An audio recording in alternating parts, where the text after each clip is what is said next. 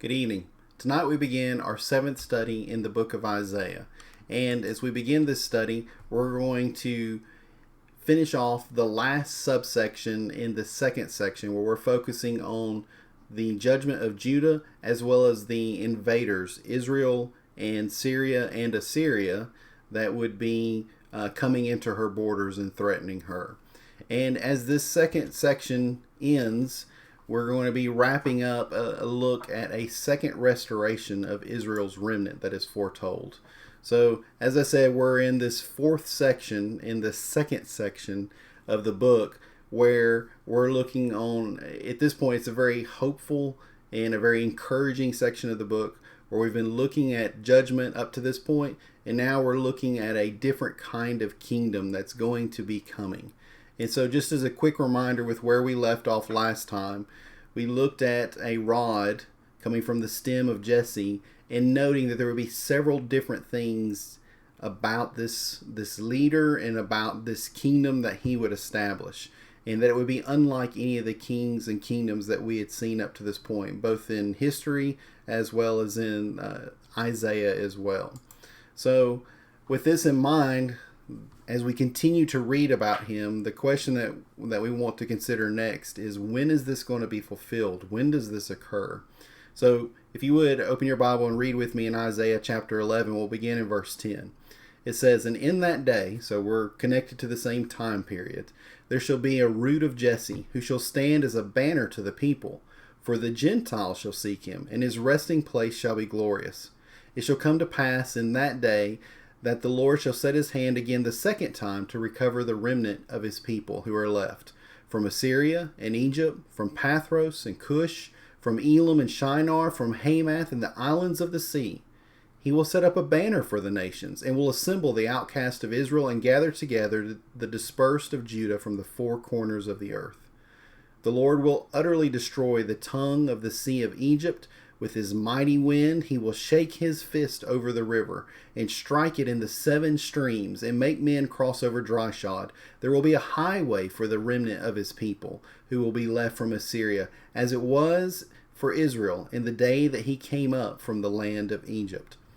So when are these mighty events, these unique and special events, when are they supposed to be fulfilled? What time period does this apply to that we've read about here in chapter 11? Well, the New Testament helps us by making reference to several of these things, showing that they were fulfilled during the New Testament, the first century era. First of all, when the apostles and elders of the Jerusalem church got together in Acts 10 and in Acts 15 to deal with the issue that some were raising, saying that Gentiles had to first become Jews before they could become Christians, they went back to the Old Testament prophecy and noted that this was something that God had intended, that the Gentiles would seek after Christ. And this is also referenced in Romans 15:12 as well. The idea that this stem of Jesse, that his resting place would be glorious, this seems to be a clear indication of a very special place that he would come to rest, or that he would come to rule. And what we learn from Mark 16:19 as well as Acts 2:33 and then Hebrews 10:12 is that after Jesus ascended, he sat down at the right hand of the throne of God. That is the most glorious resting place that one could ever hope to obtain. So truly, he had a glorious resting place. And then as we read about this second time to recover the remnant. So we're not talking about the first time when God brought back his people from Babylonian captivity. This is a second captivity. But they never actually went into captivity, not a physical captivity after that. This has to be a figurative, a spiritual captivity, a captivity of sin. And so the second time that God tried to restore his people from captivity, but a different kind of captivity. And again, we find references in Romans 9:24-30, and then chapter 11, 1 through 14, that God, through Christ, is restoring the remnant of both Jews and Gentiles in the Christian age, in the church. And then also think about Jesus describing himself as the way.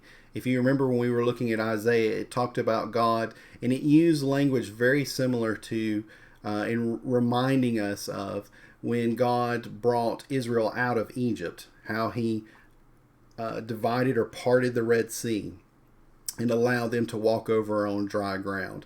This same picture of God bringing his people out of captivity, about striking the rivers and making men walk over dry shod.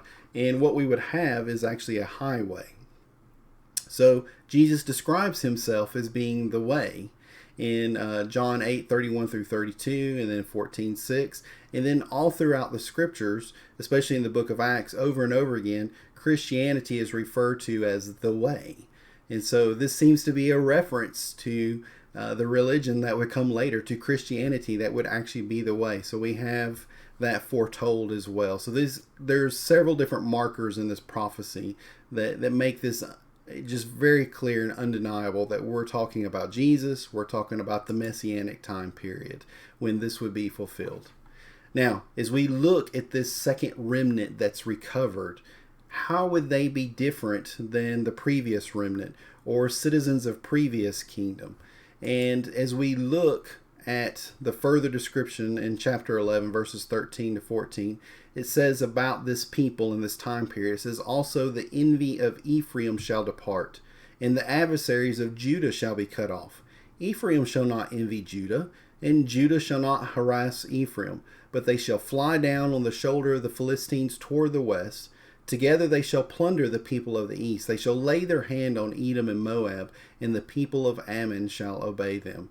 So we have a couple of very unique things that are happening. First of all, we have these siblings, these cousins, if you will, that were rivals. So whether it was the northern kingdom and the southern kingdom, so Ephraim being the northern kingdom and Judah being the southern kingdom, the main tribes of these two kingdoms, previously being at war and envious of each other, they won't be anymore. They'll now be integrated, and they'll be a single family, a single group.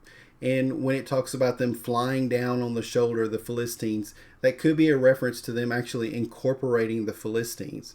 If not, then maybe it's a reference to them actually attacking the Philistines. So the Philistines were traditionally a severe enemy of Israel, a longtime enemy.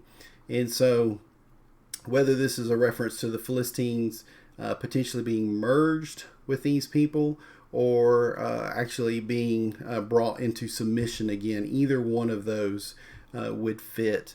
And what we'll see is, regardless, that they would bring into submission other nations that are also known to be enemies of the Israelites, whether it's Moab and Edom and Ammon. So these nations would also be brought under control. And this seems to be a figurative reference to the fact that in this messianic age, these people would not be fighting amongst themselves. They would not be dealing with internal jealousies, internal power struggles. At least it wouldn't be something that they couldn't overcome that would ultimately divide them, just like it divided the northern and the southern kingdoms. So 1 Corinthians 3, for example, through chapter 4, verse 16, Paul deals with internal division in the Corinthian church, and he provides the key there, as well as in other passages, other places, where that can be dealt with, where that can be overcome. So it's not that won't be a struggle, but these people will have the tools and the keys that they need to remove that from being a struggle. And yes, sometimes division might actually occur. We might see that. But as John says in 1 John 2:19, they went out from us because they were never part of us. So it is possible that you would get two different mindsets in a group, and that division might ultimately occur, but that's because these are two different kinds of people anyways. And what this is telling us about is about a united spiritual people that wouldn't be divided, and whatever divisions they had, they would be able to work through them. So instead of that, they would be focused on uniting and dealing with their common enemies. And again, that's something that we're told about. The devil going about as a roaring lion in 1 Peter 5, seeking whom he might devour. That is our true enemy. And then we're reminded in Ephesians 6, 10 through 19 again about putting on the spiritual, the Christian armor, so that we might be able to deal with our enemy, with the devil. And so these people will be capable and successful in that. And I think that provides us a good question to just stop and think about. Do we look like that? Do we look like these people? This is what we're supposed to be. So first of all, as an individual, do I look like that? Do you look like that? But then also as a group, are we united in that way? So several New Testament passages come to mind. Philippians 2, dealing with having the mind of Christ, being humble, giving preference to each other, and then several other passages about brotherly love and showing deference or preference to each other. So letting brotherly love continue. I think this is something that's good for us to think about, because we're supposed to understand this is a goal and a design of the Messianic kingdom. And if we want to be part of that, then that's what we need to look like. So what lessons would citizens of this kingdom learn that Israel and Judah had not yet learned? How would they be different? What would they have mastered? And so as we read in chapter 12, we have this personification of the people of that time. And it says, "And in that day you will say, O Lord, I will praise you. Though you were angry with me, your anger is turned away, and you comfort me." So again, remember, we read through several passages about his hand being up still and his anger not being turned away. What was the reason for that? Well, it's because they weren't repenting. They were insistent on these, continuing in their sins that had been enumerated and that we've looked at in the previous chapters. So by God's anger being turned away from these people, what do we know about them? That these people have repented. They have put away those sins, and his wrath is no longer being poured out on them. And so they're able to say, your anger is turned away and you comfort me. Behold, God is my salvation. So there's our theme of the book. They're expressed in Isaiah's name, but as well as here in the text, that these people have finally understood that God is their source of salvation, and they're not looking anywhere else for that, whether it's in themselves or some idols or the satisfaction of some lust or somebody else. They understand that God is their source of salvation. So they say, I will trust and not be afraid. For Yah, the Lord, is my strength and song, and he also has become my salvation. Therefore, with joy you will draw water from the wells of salvation, and in that day you will say, praise the Lord, call upon his name, declare his deeds among the peoples, make mention that his name is exalted, sing to the Lord, for he has done excellent things. This is known in all the earth. Cry and shout, O inhabitant of Zion, for great is the Holy One of Israel in your midst. So, as we said, these people have come to understand that God is their salvation. They finally learned to trust and to obey him, and they've grown to the point that now that they're able to accept what his commands and his requirements, and they're able to accept his promises, and so they're able to take comfort in those, and they're able to have hope, and they're able to even sing in joy. And what we see is a wonderful contrast to the behavior that we've observed in the Israelites up to this point.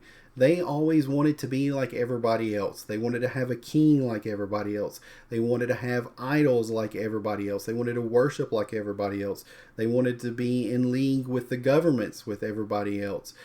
They looked, again, everywhere for salvation but from God. And these people are the exact opposite. They're not trying to adopt the ways of everybody else. They're trying to tell everybody else about Jehovah, about God. And so they're exalting him instead of adopting the ways of all of their nearby nations. I think one of the things that's interesting about this section is it also mentions that they have overcome fear, that they will not be afraid. And as we know from Hebrews 2:15, that through Jesus' death, we've escaped the bondage of the fear of death.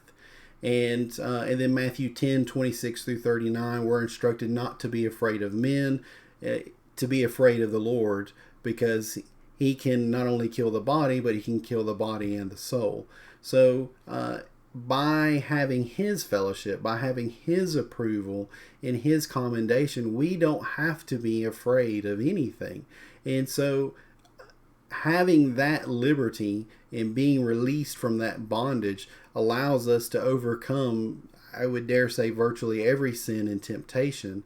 that's placed before. So this is another unique feature of these people, is that they have a strength, and they've grown past this debilitating fear that handicap these people as well. All right, so that wraps up that last a little bit of that section. Now we turn to one of the next major sections of the book, which is an even broader view, an even broader look. So we started off looking at judgment against Judah itself, and then we kind of broadened that out with looking at judgment against her again, but also her local invaders against Israel and Syria, Damascus, and then Assyria is a world empire coming in upon them next. And now we're taking a much broader view, and what we're going to look at next is a representation of all the heathen nations, all of the pagan nations that intersect through that area that Judah would have to do with. And so we're going to have 10 different burdens that are expressed against 12 different heathen nations. And so we can play with these numbers just a little bit, but there are 12 different nations that are mentioned here, and the word burden is only used, or oracle is only used 10 times during these sections. And the reason why this doesn't line up exactly with 10 and 10 is because some of these oracles combine multiple nations into one. They'll address multiple at the same time. And then some of these nations actually receive more than one burden or more than one oracle. And so it doesn't exactly line up 10 for 10, although you can do a little work and actually get it to fit that. And so what we have here is a representation of all of these different heathen nations that would be rebellious against God. And we'll talk about that a little bit more, especially as we wind down this first nation that we're going to be looking at, which is an introduction against Babylon. And that's really unusual for lots of different reasons, that Babylon is being introduced at this point in the book. Assyria is actually going to get a lot more time and a lot more focus, and Assyria has not even been broken yet. And so for Isaiah to introduce Babylon at this point is very unusual. They can't even begin to threaten Assyria, the current world empire, much less be in a position of a world empire themselves and then be talking about their downfall. But that's exactly what we're going to be looking at in this next section in the 13th chapter here of Isaiah. Needless to say, this is one of the places where the liberal critics will quickly step in and say, obviously, this had to have been written by a later Isaiah, a Deutero, a second Isaiah, who would come along and edit and redact the original Isaiah's work. Why? Because they just don't believe in prophecy. They don't think it's possible to foretell the future. So this is a very clear and pointed example of the inspiration of God acting through Isaiah, foretelling events hundreds of years in advance. And some of these are going to be very specific. So that's unusual, but then why Babylon? Why now? And we'll talk about that a little bit more at the end of this section, because I think there's two reasons why he starts with Babylon. So we jump straight into a burden or a judgment or an oracle against Babylon. And we're going straight into a very graphic depiction of their overthrow and them being destroyed. So we're skipping past them rising to power and growing. We're picking right up with them actually being destroyed. So if you begin reading with me in chapter 13, he says, the burden against Babylon, which Isaiah the son of Amoz saw. Again, notice Isaiah calls himself out. So if somebody did redact this and put Isaiah's name in, this is a blatant lie on their part. So skipping a few verses, he says, well, for the day of the Lord is at hand. It will come as destruction from the Almighty. Therefore all hands will be limp, every man's heart will melt, and they will be afraid. Pangs and sorrows will take hold of them. They will be in pain as a woman in childbirth. They will be amazed at one another. Their faces will be like flames. So a very graphic depiction of them looking at each other and just shock and surprise and dismay and despair at the events as their city is suddenly crumbling around them.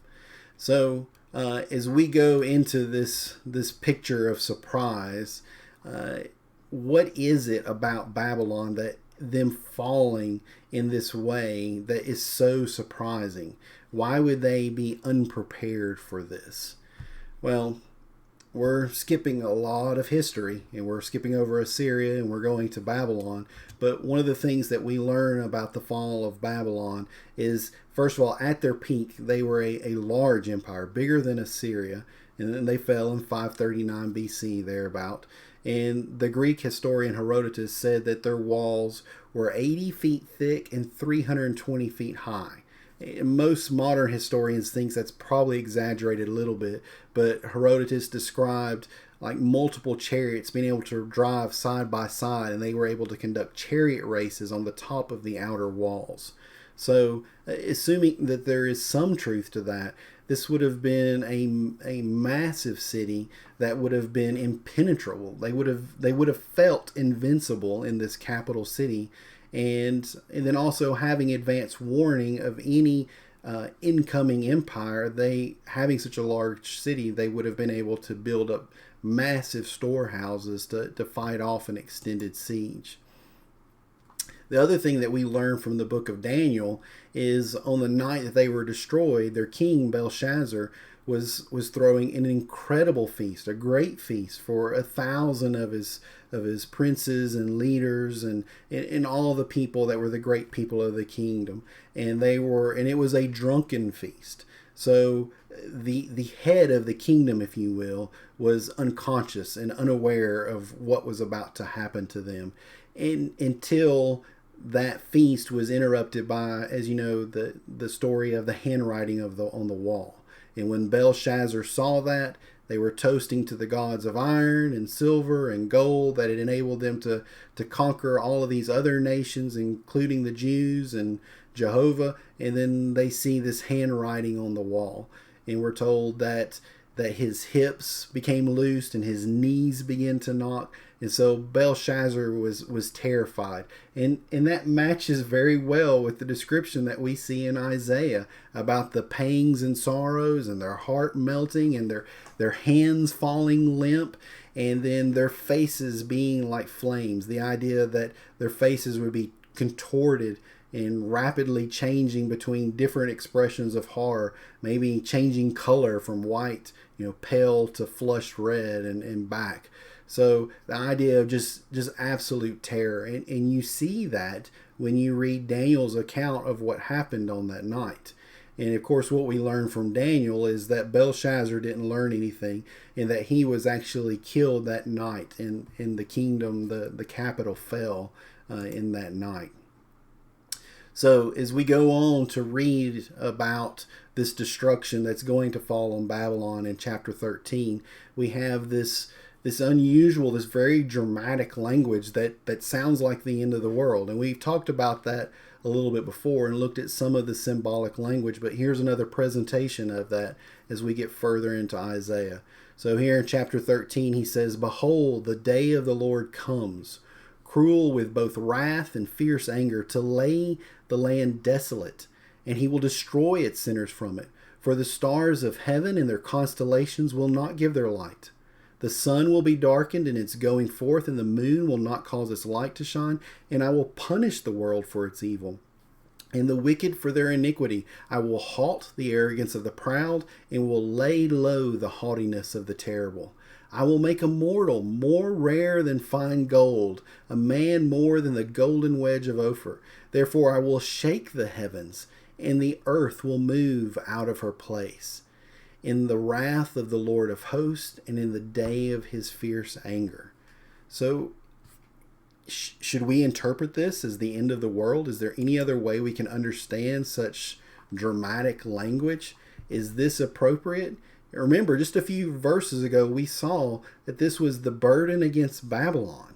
So we're specifically dealing with the fall of Babylon. We can't dispute that. We're still in the context of that. So really the question is how do we understand it in relation to the fall of Babylon? How do we make it apply? How do we understand its application?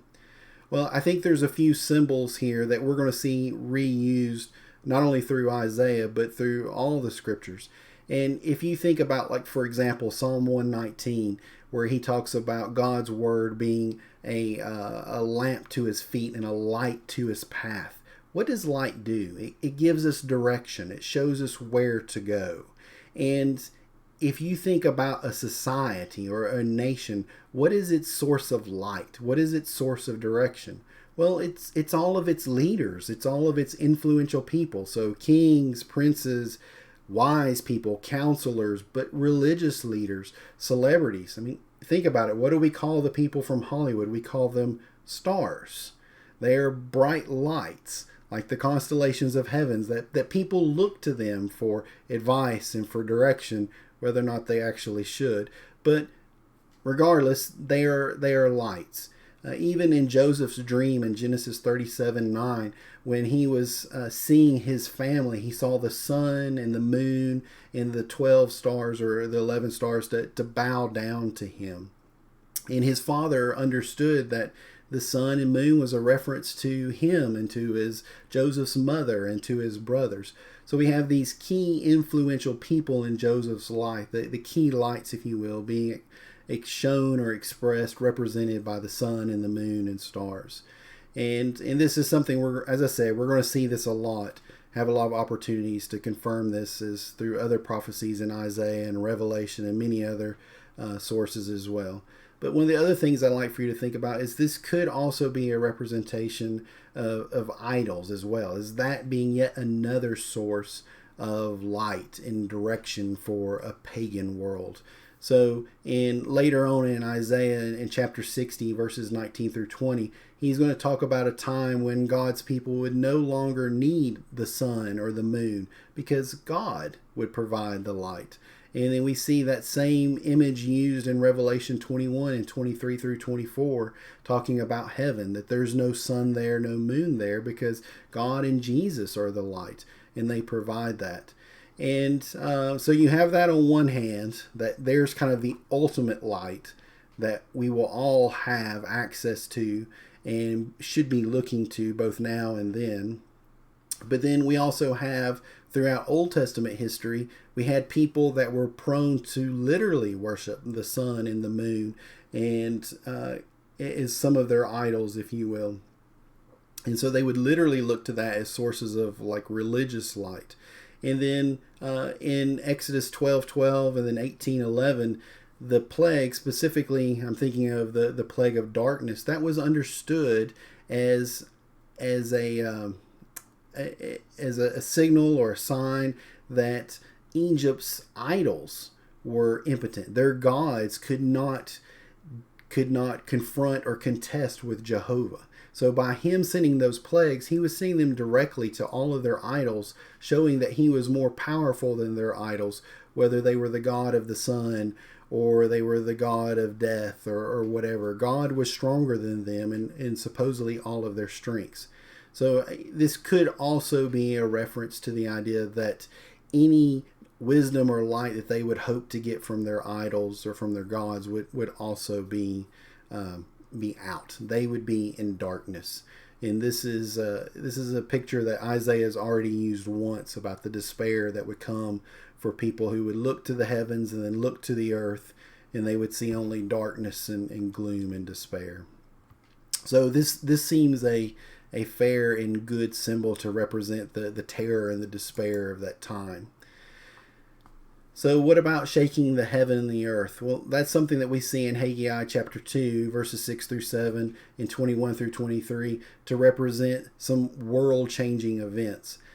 They didn't change the world in a way such as like continents move physically, but spiritually and symbolically, the world did change when the Messianic kingdom was set up, when the church was introduced, as is foretold in Haggai chapter 2, the building of this new temple. That was described as a shaking of heaven and earth. And so for these people that are members of this world empire, for it to fall and to fall suddenly from this great height of glory, it would be like the whole world was being shaken out of its place. and and so for them, it really would be the end of the world, because many of these people would be then passing into death and then facing judgment. So for them, for all practical purposes, it really was the end of the world.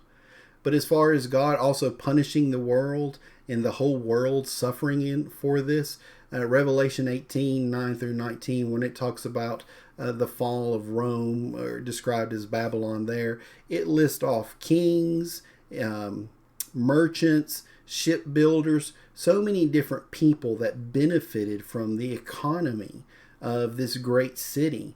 And so when this capital city fell for this world empire, then all of these people and all these nations that were tied to it, they suffered as well. And so, and they suffered greatly because they would no longer have sources of income. And so, for these people, the world also suffered. And so I think that helps us understand some of this language where he talks about punishing the world for their arrogance and for their pride. So this seems like this is adequate language, appropriate language, and we'll definitely see it again. Now, one of the other things that Isaiah describes is he talks about the attack coming, and he talks about the people scattering, people fleeing, and the ones that get captured, they'll be run through with the sword. And then as these people come in, that the children will be dashed to pieces before their eyes. It's a terrible picture. Their houses will be plundered, their wives ravished, and then they're named. I will stir up the Medes against them. So now we have the name of the nation that's going to be coming in and destroying Babylon. And so we have the name of the next world empire that's going to come after Babylon, which is going to come after Assyria. And Assyria still hasn't even really peaked yet. So this is a tremendous prophecy that's looking far down the road to events that are going to occur. But anyway, he goes on to say that he's raising up the Medes, and he says they will not regard silver, and as for gold, they will not delight in it. Also, their bows will dash the young men to pieces, and they will have no pity on the fruit of the womb. Their eye will not spare children. So this is a very cruel picture and a very graphic picture of the destruction. And we've got this kind of unique phrase that just kind of stands out like a sore thumb.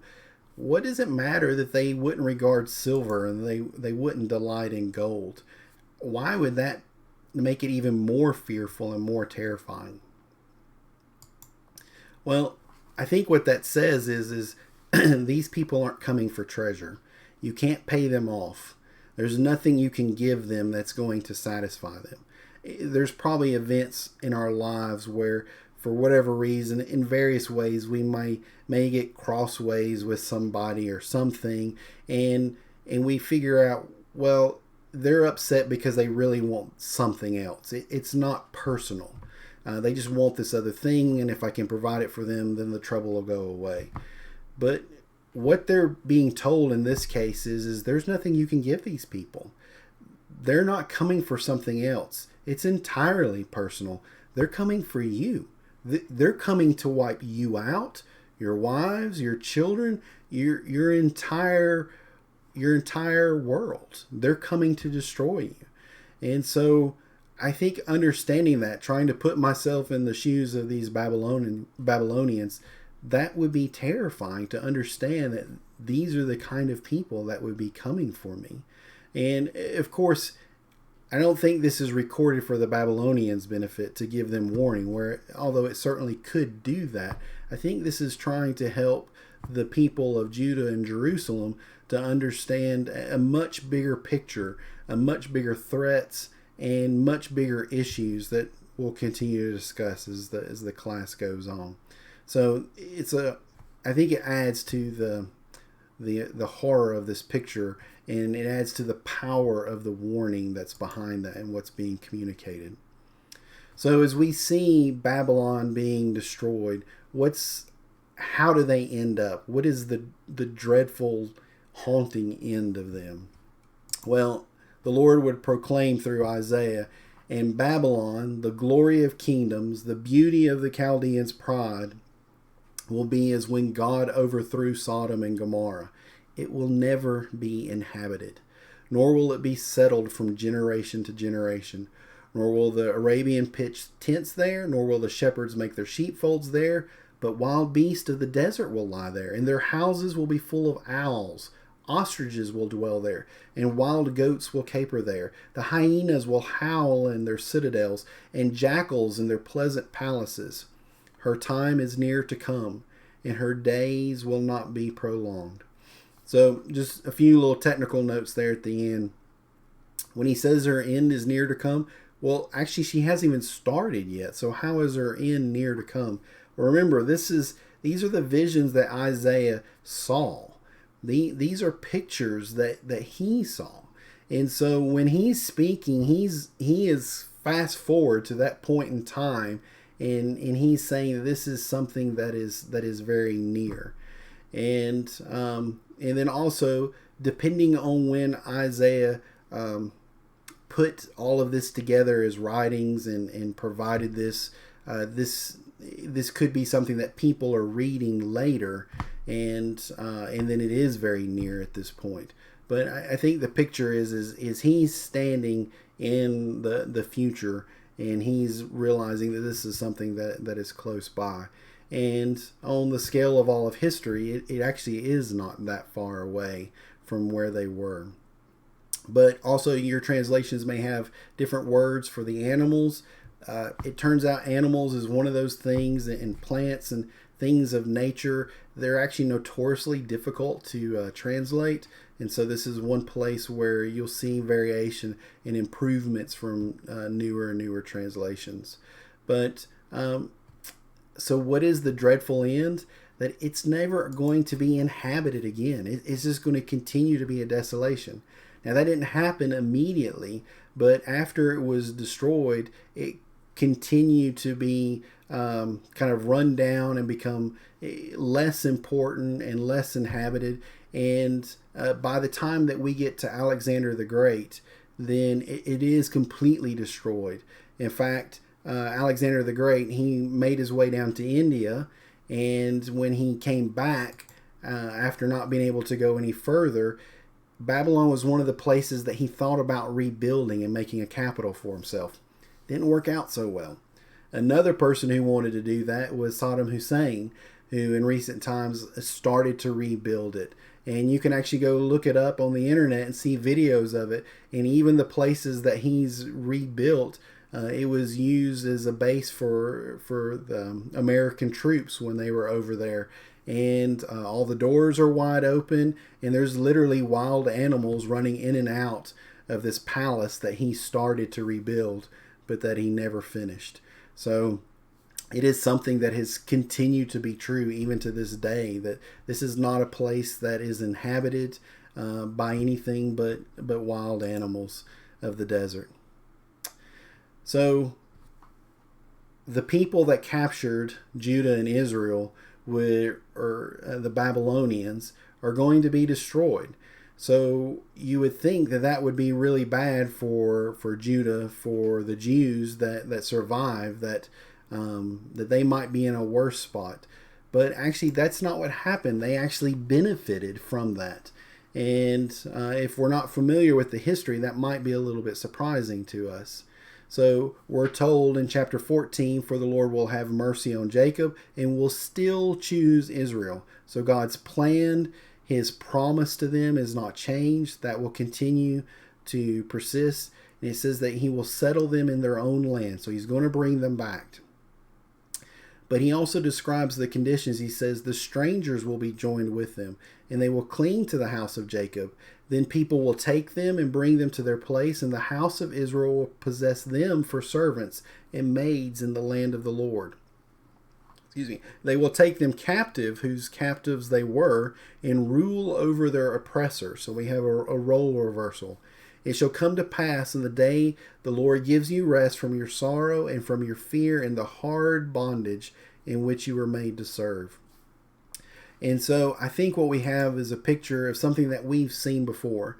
You remember when Israel was led out of the Egyptian bondage, they asked all of the people, all of the Egyptians, to give them articles of silver and gold and clothing. And at this point, the people of Egypt had such respect for Moses and for Aaron and for the Israelites that they just gave them these things. And we're told that the Israelites plundered, in this way they plundered the Egyptians. And so even though Egypt had oppressed them and Israel had been their slaves, as they are leaving, the roles are reversed.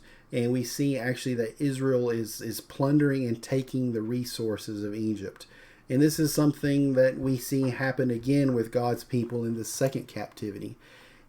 Maybe in not such a national way, maybe not such an obvious way, but this is something we still see in various places.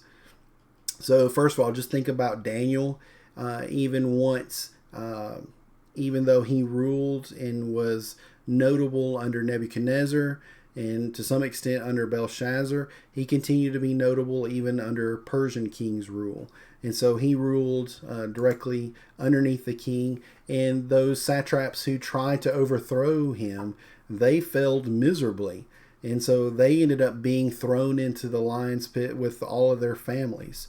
And so this is a case again where God's people actually ended up in greater positions of power.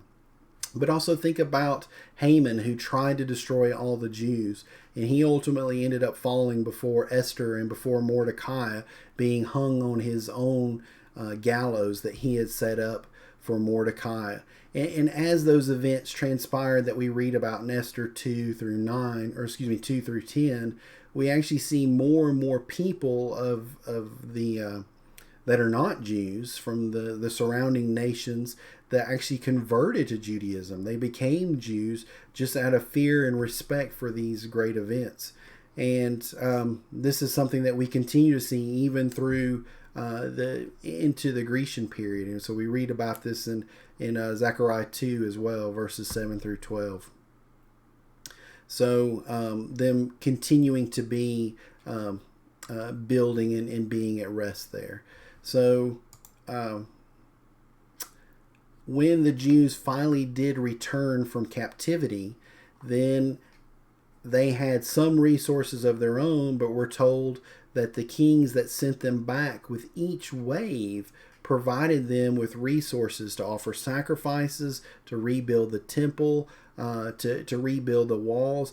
Each of the kings, the Persian kings that were involved in those returning waves, they helped provided resources. So again, we have the captives using the resources of the captors to accomplish God's will and to rebuild. And then when we get to the New Testament era, we see that a lot of Gentiles had actually, as we said, they had converted to Judaism. They had become proselytes. And this is something that continues in Acts 2. You have people that were Greeks and proselytes that had converted that were there on Pentecost. And then we also have Paul going in chapter 17, 4 and 17, speaking to synagogues, but then also there was Greeks that were converted at that time as well. So this is something that we continue to see where even after they returned, people from other nations kind of glommed onto them, and they were elevated in the eyes of the people that surrounded them. And so you would have people that would be joining them over that. All right, the next thing, just in talking about the destruction of Babylon in this song or this proverb that's raised up as a taunt, there's an interesting expression about trees, the cedars of Lebanon. It just kind of caught my curiosity, and I think just kind of using it as a way to try to better understand this passage. But it says in 14, 4 through 8, it says, "You will take up this proverb, or this saying, or this song against the king of Babylon, and say, how the oppressor has ceased, the golden city ceased." So clearly we're talking about a time where Babylon was at the top. They were the golden city. But yet this has come to an end. "The Lord has broken the staff of the wicked, the scepter of the rulers. He who struck the people in wrath with a continual stroke, he who ruled the nations in anger, is persecuted, and no one hinders. The whole earth is at rest and quiet. They break forth into singing. Indeed, the cypress trees rejoice over you, and the the cedars of Lebanon, saying, since you were cut down, no woodsman has come up against us. So this is a picture that we've seen multiple different times, that trees are oftentimes used to depict people. But first, notice, how is the king of Babylon shown to us? Well, he is someone who is a relentless conqueror. And the people that he conquers, he oppresses them. He uses them as slaves in his economy to accomplish his will. So this is the kind of oppression that he has laid on people. And now that this is taken away, the whole earth is at rest, and everything is more peaceful and quiet. And so we have the picture here of trees, that whether it's the evergreen or it's the tall cedars of Lebanon, the choice and the select trees, the best trees, that they're allowed to now grow naturally. They're not being cut down prematurely, that they're able to reach to their full potential. And again, just borrowing from another image from Zechariah chapter 1, verses 8 through 11, there Zechariah meets with kind of the agents of God who are patrolling the earth, and they describe the earth at about this time frame, and they describe it as being at rest, and the whole earth is at rest and is at peace. And so just a parallel reference to a different image, but yet there's a similar description used of the same time period. But now these people are able to grow. And this is in contrast with chapter 10, with, remember what God said he was going to do with Assyria? He was going to lop off their top in terror, and then he was going to use iron to chop down their trees of Lebanon, and then he was going to set it on fire, starting with the underbrush and burning it all the way up to their best trees and their fruitful fields. So there's, again, the same image, but used to make the opposite point, that everything's now at peace. So this is just showing us a world that is no longer under continual attack and no longer continual threat. So they're at peace and they're happy now. All right. So as we read through this lengthy section that is this taunt or this proverb against the king of Babylon, what sin do you see just constantly reiterated over and over? And then what can we use? What can we learn from this? And so it's a lengthy reading, but I think it's a very powerful picture. And so I think it's very much worth our while to go through and read these verses. So he says, you will take up this proverb against the king of Babylon. So I'm going to skip over the verses we read already. He says, hell from beneath is excited about you to meet you at your coming. It stirs up the dead for you. All the chief ones of the earth, it is raised up from their thrones, all the kings of nations. They all shall speak and say to you, have you also become as weak as we? Have you become like us? Your pomp is brought down to Sheol in the sound of your stringed instruments. The maggot is spread under you, and worms cover you. So we have this picture of this glorious king of Babylon who used to be in control and oppression of the earth. And you can imagine him riding in a throne carried by people and being just surrounded in glory. But now he is covered with maggots and with worms. And so he's gone from the most glorious conditions to the most awful conditions. And so the most inglorious. So he is dead, and he is meeting.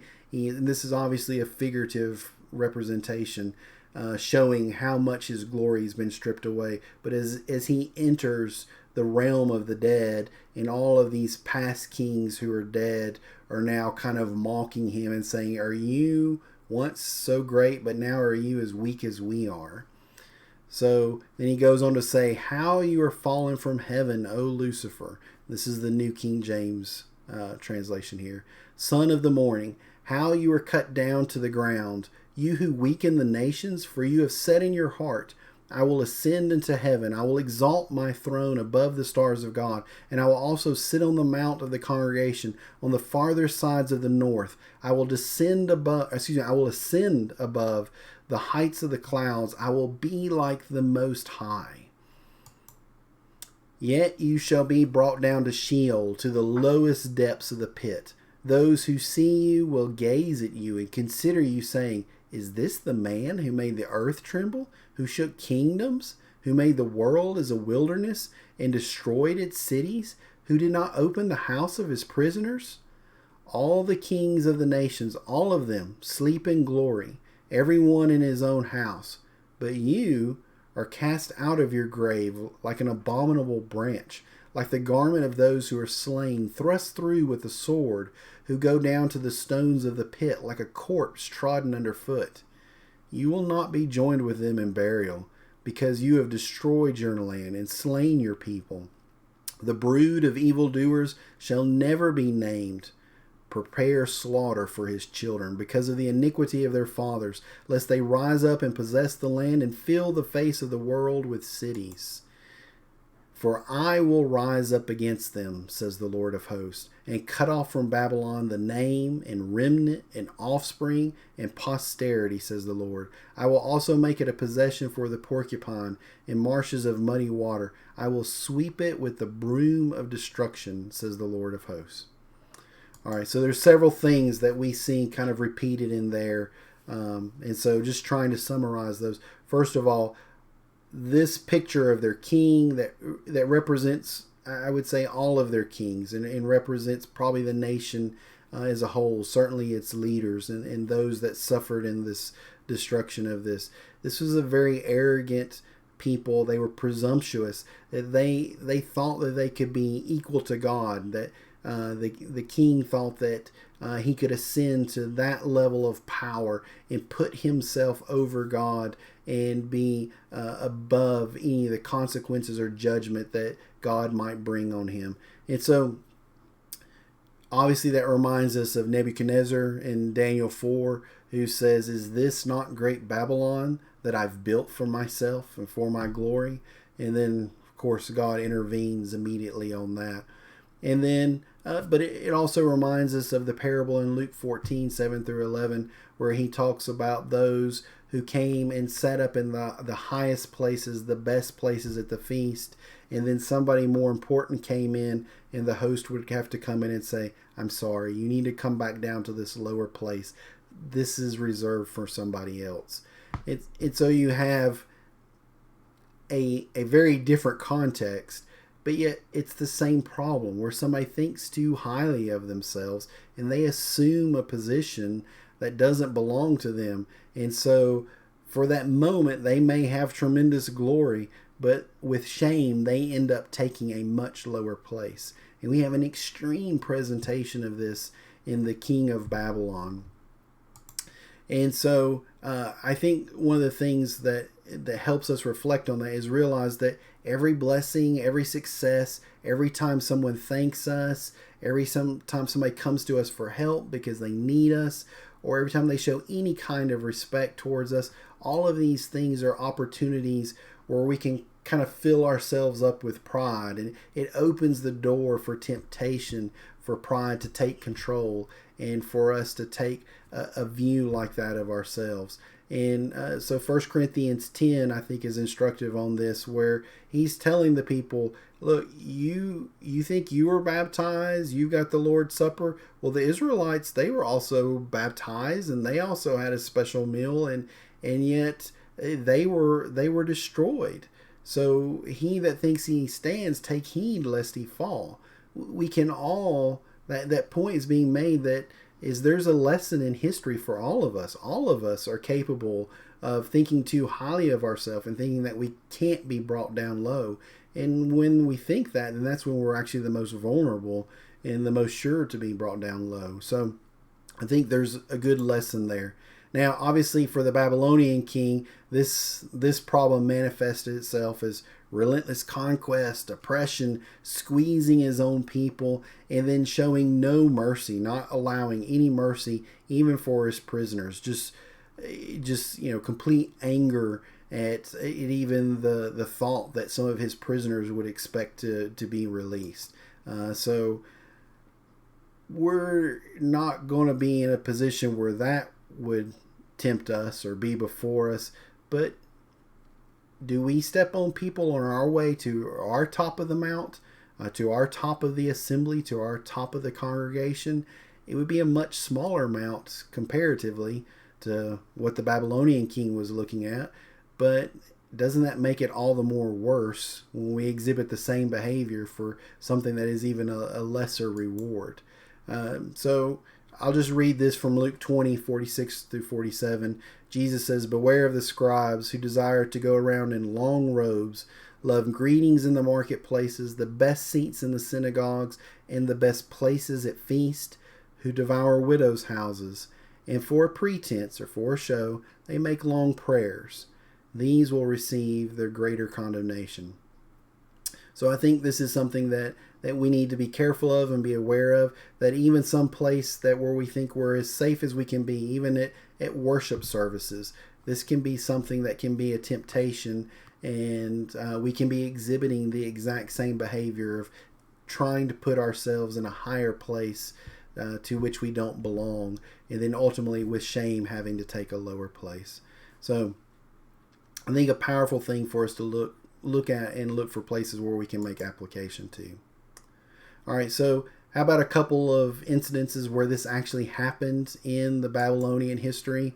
I think there's several. Nebuchadnezzar, we can pull two out of the recordings from Daniel. So with Daniel 3, with Shadrach, Meshach, and Abednego, when they answered him, we're told that he was full of fury and his expression changed. I mean, this was a man, as has been said before, who is not accustomed to being talked back to. And so when somebody told him no, he just didn't even know what to do except for just erupt into fury. So again, you see that anger and that arrogance and that thinking too highly of himself. And then, of course, in Daniel 4, when he says, "Is this not great Babylon that I've built for myself?" But you see it in Belshazzar too. Daniel says to him, "You knew all of these things that happened to Nebuchadnezzar, but yet you ignored them and you didn't repent." So there's an even worse arrogance and a worse presumption that we see in Belshazzar. And then even though they're not recorded historically in the book of Daniel, we'll read about other kings who are described as being pompous or sinister or blasphemous, who will say terrible things and exalt themselves and try to put God down, speaking blasphemies. And so the lesson from this is that I want us to see this is not a one-time event. This is not something that's unique to Assyria or unique to Babylon. This is something that is going to happen over and over again with every empire and with every nation that rises to power in the world. So we'll talk about that a little bit more as we wrap this up in a little bit. So real quickly, we have the reference to Lucifer in the King James and New King James. A lot of people take this to be a reference to the fall of the devil. Lucifer supposedly being his original name before he fell. So the story of the fallen angel named Lucifer. Every other translation translates this as day star or morning star, and uses that obviously to refer to somebody who is in a position of brightness and of glory. So the question is does this really refer to the devil and how he fell? And how do we know? So I think this is pretty easy to answer. Remember, when he started this, it says it's against the king of Babylon in chapter 14:4. And then he says again in verse 22 that he's going to cut off all the posterity of Babylon. And when we started this was the burden against Babylon. So very clearly we're dealing with the nation of Babylon and specifically their kings. Maybe even specifically Belshazzar at this point. So it's hard to say exactly how specific it is. So how is it that people even begin to say that this is a reference to the devil outside of just fable and myth and legends? And what most people do is they take this as an allegory, as a representation. But this is something that they're doing based off of their their own decision and their own prejudice. There's nothing in scriptures to suggest that that's a valid allegory. They just simply take it as that. And of course, if we're willing to do that, then that opens Pandora's box. We can take anything as allegorical to anything and prove anything. This is not a valid hermeneutic that we can use to interpret the Bible and understand God's will without the benefit of revelation. There are a few allegories that the Spirit lays out for us, but it's not something that we can do on our own without the benefit of inspiration and God's Word leading the way. So, when somebody wants to push on with that, then that's going to cause division. And we're told in 1 Timothy 4:1 to avoid genealogies and fables and things that cause disputes like this instead of godly edification. And the other thing is another danger with trying to pursue these kinds of things is in Colossians 2:18 we're warned about people that were puffed up in their own mind, protruding into things that they had not seen or not understood, even being involved in the worship of angels. And so there's a danger in thinking thoughts that, or we don't have revelation, and protruding, going beyond what God's word has revealed for us. And in 2 Timothy 4:3-4, there's a warning against people who would turn away from revelation in favor of fables. So again, I think there's a danger there to be aware of. And then also just being aware of that there could be a morbid curiosity associated with trying to understand the origin of the devil and being just too interested in him. So 1 Corinthians 14:20, Paul says there that he would have us to be babes in terms of malice. There's some things that it's good not to know much about and to be naive about. And so I think it's important that we respect the Lord's silence on this and not go beyond what he's told us about this. So clearly we have a reference to the destruction of the king of Babylon. There's no way to tie this to the devil without just presumption and assumption. And so in the face of all these dangers, there's no reason to discuss it beyond what is clearly discussed here in chapter 14, that it refers to the king of Babylon. All right, so at the end of this condemnation of Babylon, there's a quick reference to Assyria, which has actually been kind of our main focus up to this point. And so that seems kind of strange that, again, that we started with Babylon and now very quickly we're back just briefly with Assyria. So in verses 24-27, the Lord of hosts has sworn, saying, surely as I have thought, so it shall come to pass, and as I have purposed it, so it shall stand, that I will break the Assyrian in my land, and on my mountains tread him underfoot. What does that sound like? That sounds like the 185,000 being wiped out as they came to camp around Jerusalem, there on the mountain, in the Lord's land, and this happening, and the Lord breaking them there.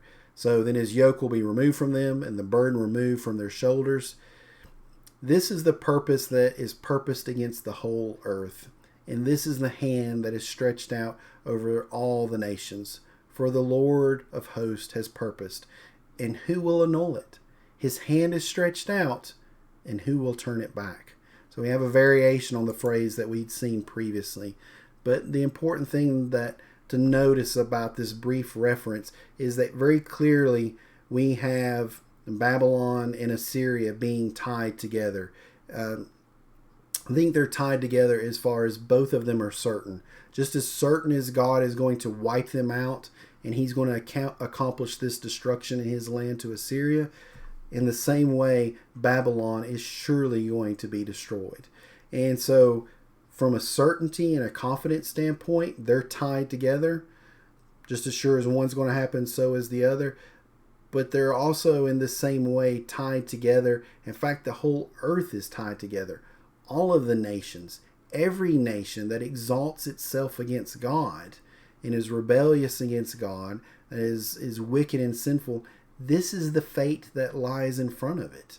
And there is no distinction.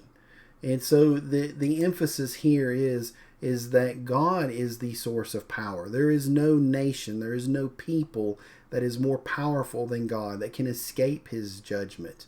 And not to mention that a nation left to itself, if it turns to wickedness, it will destroy itself. But surely God will also intervene. And if he doesn't use them, then he will bring an end to them as well and intervene against them. And so for both of those causes, the only way that a nation or a people can find salvation is in the Lord. And so Babylon here, as they're tied to Assyria, this becomes kind of a type, if you will, a representation, a figure of what we're going to look at for all of these nations. In the same way, all of these nations are doomed in this section that we're going to be reading about if they don't turn to God. God is more powerful than all of them, and he is their only source of salvation. And it's so, again, emphasis on God and him being the source of salvation. Next time, we will begin looking at the next nation in this list, which is a very brief woe against Philistia. And then we will try to quickly move through as many nations as possible in the next study. So with that, I will say thank you for joining us and studying with us this time as we've gone through the book of Isaiah. Again, if you have any questions or feedback, please reach out to me either in the YouTube comments or by email or text or whatever way that you have available. And again, let me express my thanks for you studying with us. I hope and pray that it's useful for you, and I hope that we'll have additional opportunities to better understand God's Word and understand the salvation that he provides and grow closer to him. Thank you, and good night.